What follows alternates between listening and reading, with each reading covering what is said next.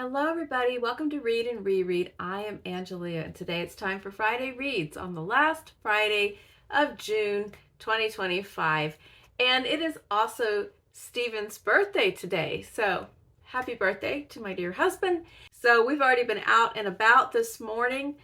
I am not an early riser, but he is. And so, what he wanted to do was to get up, and you kind of have to get up early if you want to beat the heat and do anything outside around here. You kind of have to scurry to the outskirts either in the morning or like at sunset. And so he wanted to go downtown to this place, this bakery, have breakfast and go for a walk on down there on the seawall. There's like the docks and marina area down there. It's sort of compromise. I got up about an hour and a half earlier than I usually do, and he was already up and was waiting around for me. So anyway, we got up, went downtown. It was really good. Went to this bakery. It was excellent. We had these really good scones, and we brought home a loaf of sourdough bread for later, and we went on a walk. It was already getting hot. So, I mean, it was like by 8:30 in the morning, it was in the 80s. So it was already warming up. So we have come back home, and we're going to do more birthday stuff in the afternoon, probably go out for dinner and so on and so forth. So, but it was a good start to the day. It was really fun. I want to go back to this place. It was really cute and excellent food. They bake everything there. Nice beginnings for the weekend. Also, a really excellent reading week. We're going to get right into it now. So I did, I guess a couple of weeks ago, I did sort of not the mid-year freakout tag, but sort of my favorite so far this year video, and I did it too soon because June has just kept on giving. I have read so many outstanding books in June. I should have just waited and done that video this week, I guess, but who knew? Who knew how good June was going to be? So this was just, let's just start talking about it. All right, first of all, I finally finished Mary Oliver's Poetry Handbook, a very slim volume that I spent the whole month reading very meticulously and carefully because I was trying to really absorb what it was that she was sharing about the value of reading poetry, what to look for, what to think about and consider. And she's talking in this handbook to, I guess her first audience is poets. Her position is the most important job for a poet is to be a reader of poetry. What she has to share about reading poetry applies to anyone else who's also reading poetry. The only thing in the whole book that really didn't apply to me was right at the end when she's talking about the value of poetry workshops with your own work, because I don't write poems. But all the rest of it was absolutely just fantastic. A lot of it, I mean, I don't think there's really anything in here that I never had heard of before as far as poetic forms, figurative language, just different aspects that comprise a poem. But it's the way that she points things out. Her voice it's very accessible, but she's confident like a teacher, but not didactic, and there's nothing pompous in here. It's just inviting you to step closer, and she constantly reminds you that there's all of these language factors and choices that are being made, but then somewhere in the juncture of the creation of the poem and the reading of the poem, there is like this undefinable element of magic that occurs when the poetry actually works on you as you read it, and the way that it sounds in your head and the way that it sounds on your tongue, and I mean, it's just wonderful. I enjoyed it so much, and I will definitely read it again. I have 5 million tabs. There's so many times where I just love the way she explains something. For example, I'll give you an example. She's talking about rhythmic patterns and rhyme and why we as readers gravitate and respond to these. And she says, rhythm is one of the most powerful of pleasures, and when we feel a pleasurable rhythm, we hope it will continue. When it does, the sweet grows sweeter. When it becomes reliable, we are in a kind of body heaven. Nursery rhymes give this pleasure in a simple and wonderful way. And so she does talk about rhyme. She also talks about free verse. She talks about the fact that in her quote, invention always hovers above the rules. Not everything, no matter, after explaining all of these different reliable or identifiable patterns, sometimes there's a poem that just works just outside of all those patterns. So anyway, there's just so many pieces of wisdom in this book. Now, I was reading 2 novels this week, and both of them were so good, and they're so completely different. It really worked out to do these 2 buddy reads simultaneously because these authors and these novels were as different as they could be, but both absolutely stellar, and both of them, it was such a joy to read them with a friend. So the first one was a buddy read with Amelia, and we read Fight Night by Miriam Taves. And this book, we both love this book. Neither of us have read this book before.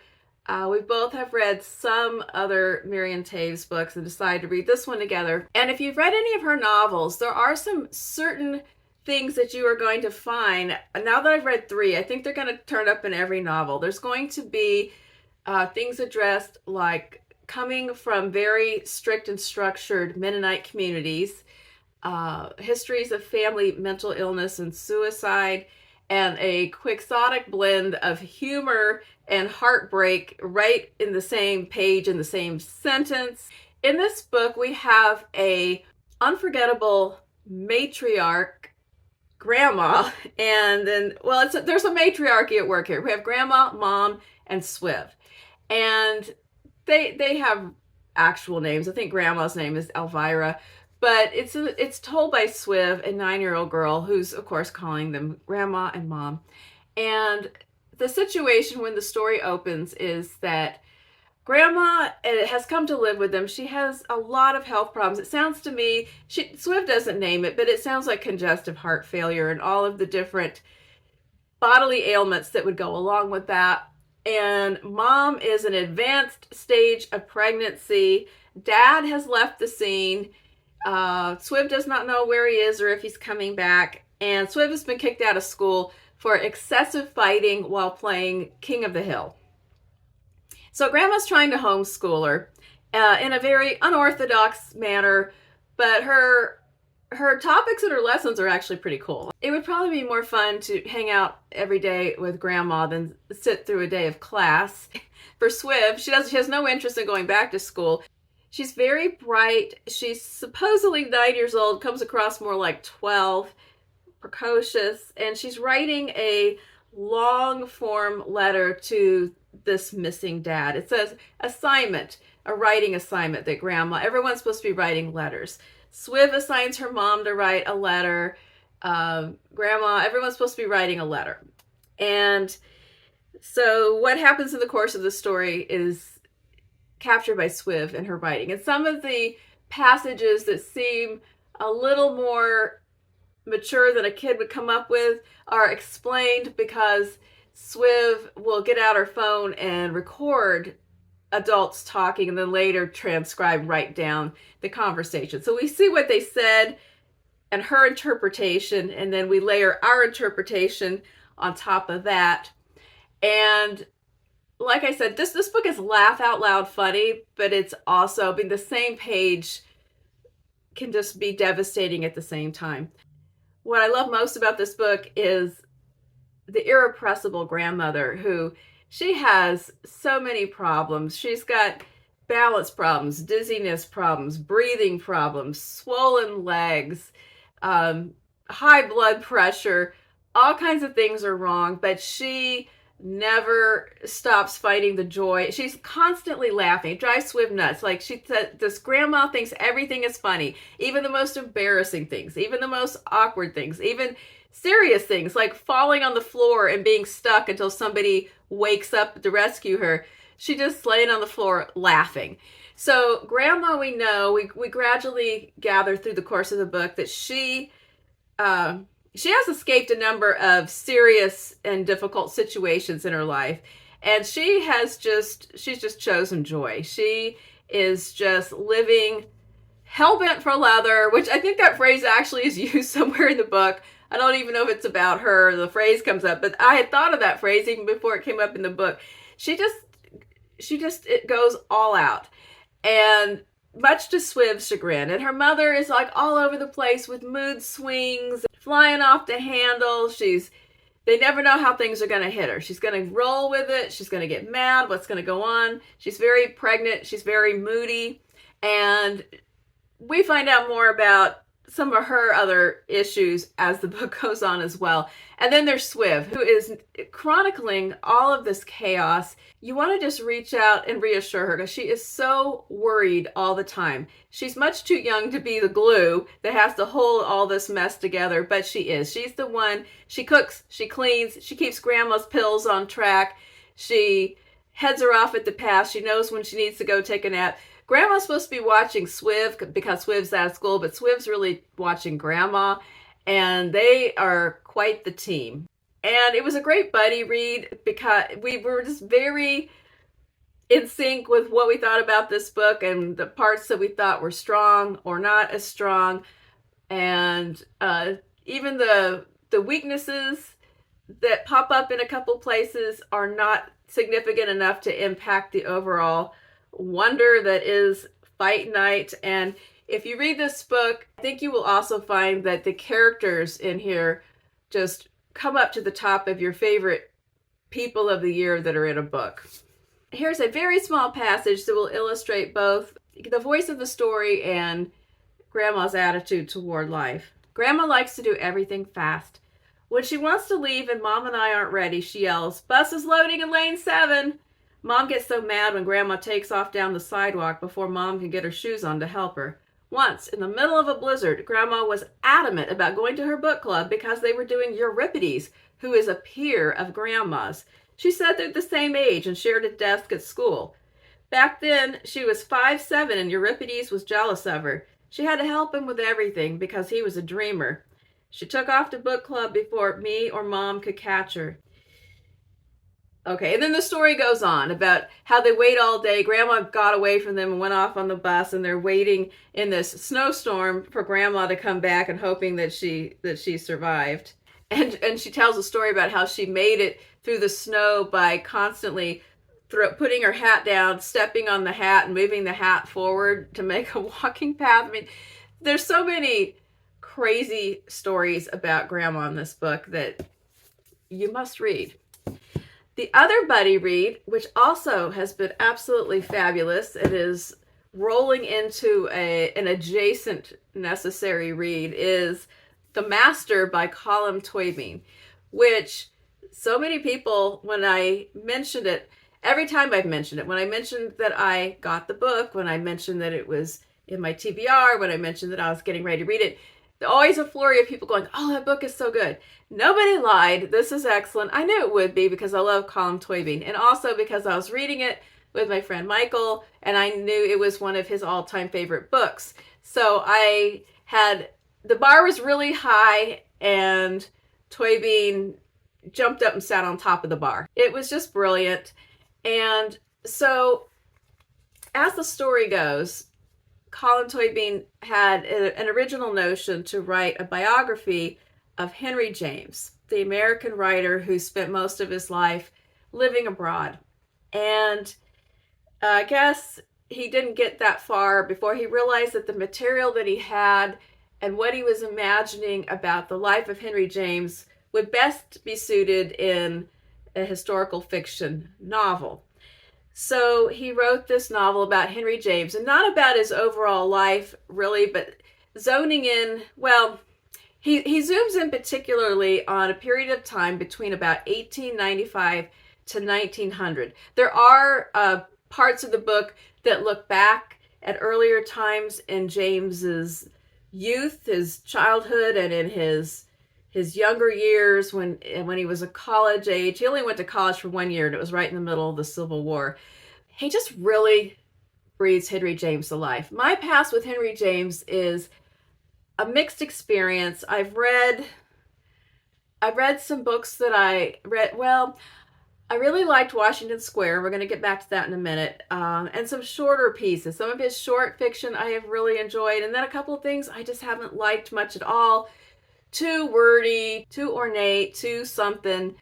I do have Portrait of a Lady sitting on the shelf, which I'm now more interested to read. But my interest in Henry James has been reignited by reading this book. And it's the story of a lonely and closeted man who, he's not just closeted in the way that many queer people were in the time period, but also just he's a very, very reticent, reserved, compartmentalized kind of person. I think some of that might have been part of his character, even if he wasn't hiding his sexuality. But he lived a life really very much in his mind. And there's so many times in this book when he thinks about something that he's thinking it, he's feeling it, he wants to say it, he hopes he's going to say it, he doesn't say it, he wishes he had said it, missed opportunities, relationships and friendships that he damaged through just setting up unnecessary boundaries, and just how reserved his nature was, and holding people at a distance, and then later regretting it and realizing how much he loved and cared for those people. So it's just kind of, it's a very quietly tragic story, and about his personality, and a little bit about his writing and his writing habits and his travels. And it's just one of those books that has so many times where you have to stop and look things up, and it's so, I love the looker uppers. And Michael and I call books where you have to keep looking up things that really happened, and then you have to, it sends you off to read other books, and the feeling, the whole experience keeps going on and on. We call that now the Blackouts effect, because of what happened last year when we read Blackouts by Justin Torres. So the master calls the Blackouts effect, even though it's a reread from Michael. But he told me, oh, you're going to be looking up so many things, and then you won't believe that all of them are true. This really did happen. There's so many other people that intersect in his life that I had heard of, and then some people that I hadn't heard of, but they were so fascinating. So the Blackouts effect has led to the next book that we are reading, and it also has led me to order a short story collection by, what's her name? Constance Fenimore. Oh no, Constance Fenimore Cooper? Was that her name? No. Woolson. Constance Fenimore Woolson. Anyway, she was an American writer that I never heard of, that was probably his closest friend, except, well, you just have to read the book to see what happens.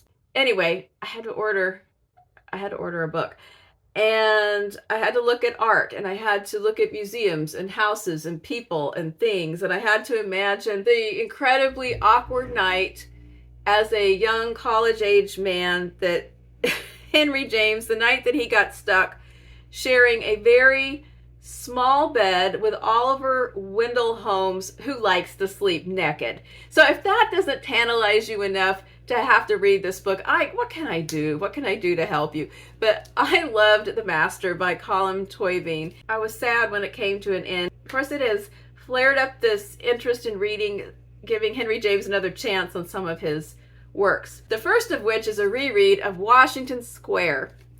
And so this is what I am currently reading. I just started it last night, and Michael and I are going to read this together as well. I think it's a reread for me. I can't remember if this is a first timer or a reread for Michael, but it's a reread for me.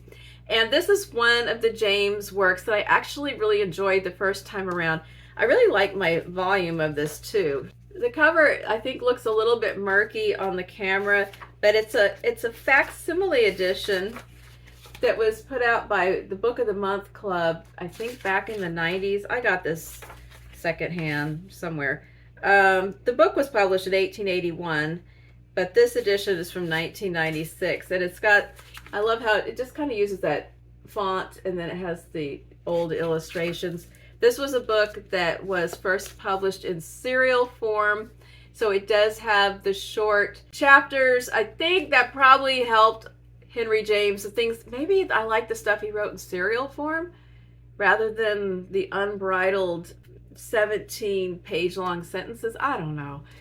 but I'm rereading this. It's a story of a family that lives in Washington Square in New York City in the late 1800s. And I love the talk in this book about the changing neighborhoods in the city of that time period.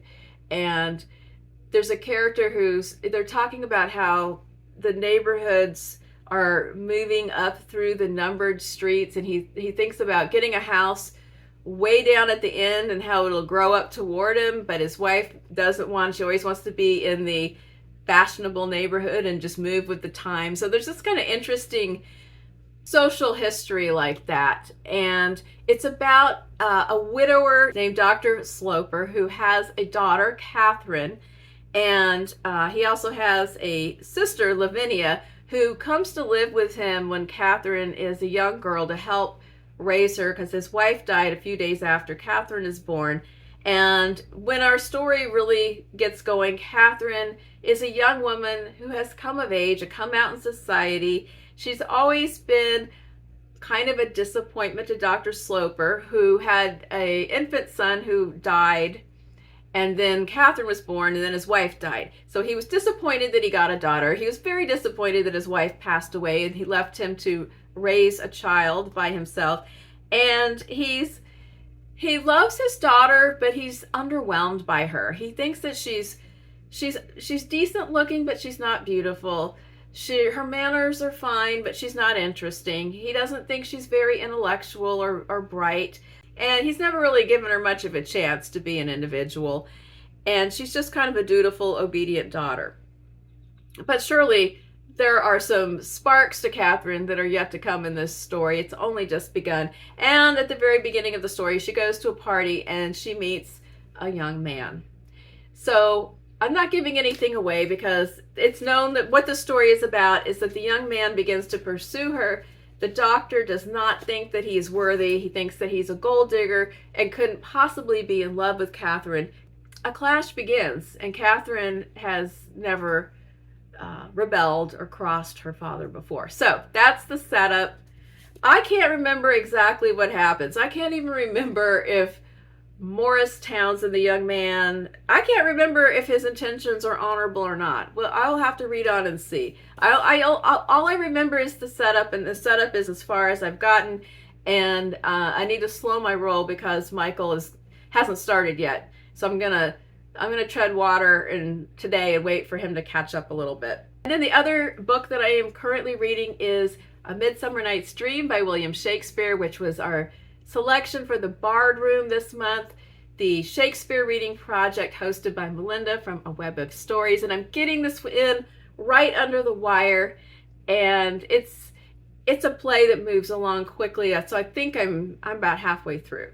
So my weekend reading is to finish A Midsummer Night's Dream and however many days it takes to read Washington Square. And that's kind of probably going to wrap up June. There might be a book I start but don't finish, and I'll talk about it next week.